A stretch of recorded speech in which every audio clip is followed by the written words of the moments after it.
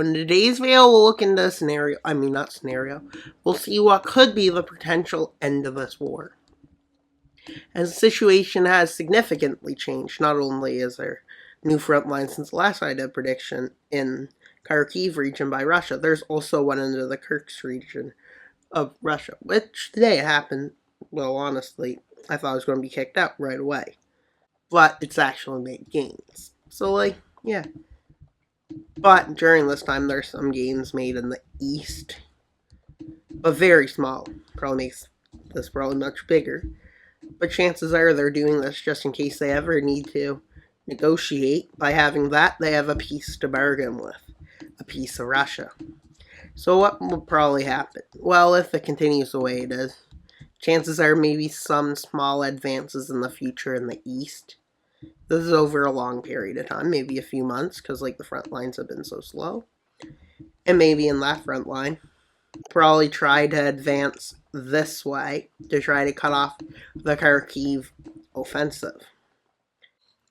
And at this point, if they had to negotiate, because let's say the situation changes significantly, and maybe the US election goes one way, and, well, the new government decides to, let's say, stop sending aid, America is the biggest sponsor of Ukraine. Without America's aid, they probably couldn't continue this war.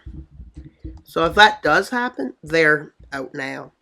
But if that doesn't happen, they can continue. And maybe Russia, seeing how dangerous this is, as it's demoralizing the people, if it's not over yet, would try to kick that back. But can they continue this? Well, if Russia does actually go against this with enough force, they could probably knock it out of the country and knock Ukraine back, let's say. But this would probably alter one risk. The Ukrainian army would probably attack somewhere in the north. Why in the north? Well, because that's their best chance. At this point, the war would be going pretty bad. So Russia might try something, like maybe even try to attack Kiev, Sumy, or Kharkiv, or try to recross into Kherson. But one likely one probably seems like an attack in the north. Likely Belarus wouldn't help them, because the last time they did, it didn't yield anything. Unless Belarus joins, and they might actually make gains. Because here it's a lot weaker of a force, and it's way farther from the main front. But eventually they would try to get towards the city. And about here, this would probably be where they get stuck. And well, if they do this, Ukraine will be on two fronts, and they'll probably try to kick them out here. Maybe make an offensive in the south, over here in the southern parts of these fronts. And at this time, Russia might try to, let's say, make as much gains in the south and east as they can. Which might be something like this. But as this goes, you can see the end of this war is not ending well. And to make more pressure on Russia for an end of this war, maybe they would move into Kursk and Belgorod to try to get Russia to decide to withdraw from the front. And not only would they be up to lose land, if they lose at this point, well, they'll be in a bit of trouble. And it would be an embarrassment to the Russians, as the Russians would have lost land. But as you can see, this is not an official prediction, because I can't read the future. Because, well, that's impossible. But as this prediction continues, they'd probably try to move towards Luhansk and Donetsk, because if they manage to push into these lands, it would be a big embarrassment to Russia, considering they've had them since about 2014. When this war technically you could consider starting. And Ukraine might start to cut these two areas that Russia occupies off. But I doubt they'd be able to. They'd probably be able to get to, the 2014 front lines. Because, well, yeah. Well, at this point, they'd probably be stuck. And they'd have to make a new offensive. Well, maybe they would do this. And Russia, seeing the embarrassment it's having here, might start to move more troops out. And let's say Ukraine does manage to cross into Kherson. They could also come in from Zaporizhia and go around and do this and eventually cut off Crimea. At this point, Russia, seeing it's going to lose, might try to secure some lands of its lands to not have to worry about losing it. Because they know inevitably they'll probably lose.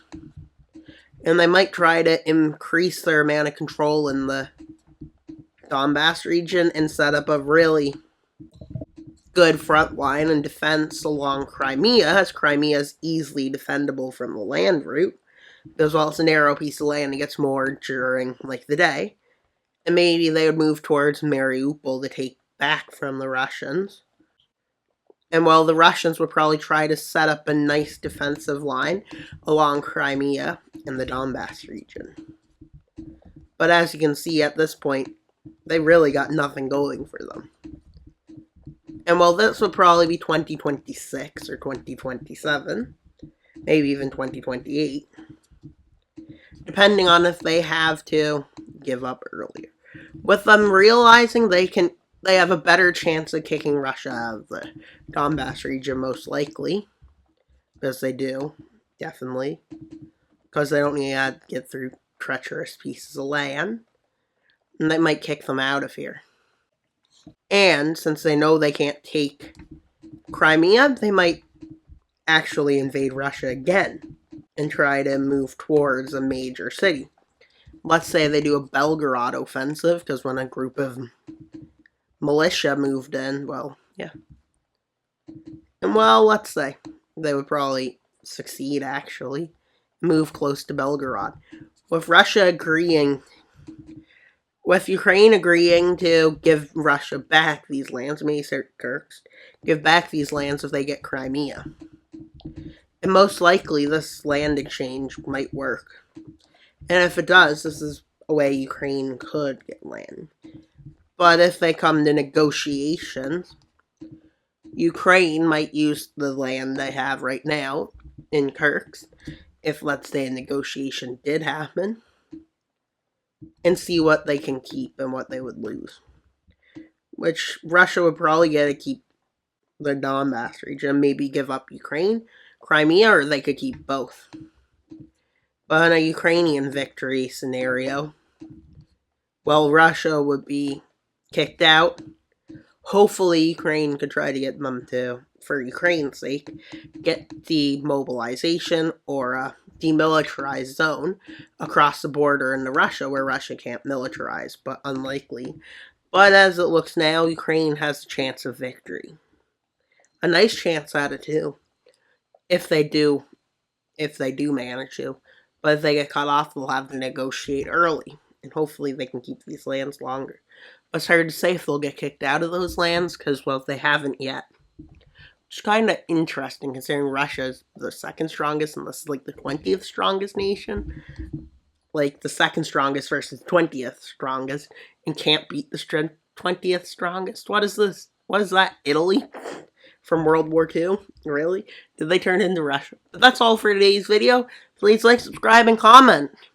And why should you subscribe? Because, we're trying to get to 2,900 subscribers by September 1st. And 3,000 subscribers is the next subscriber special. And that's all for today's video. Wild Mapper out, but not until you subscribe.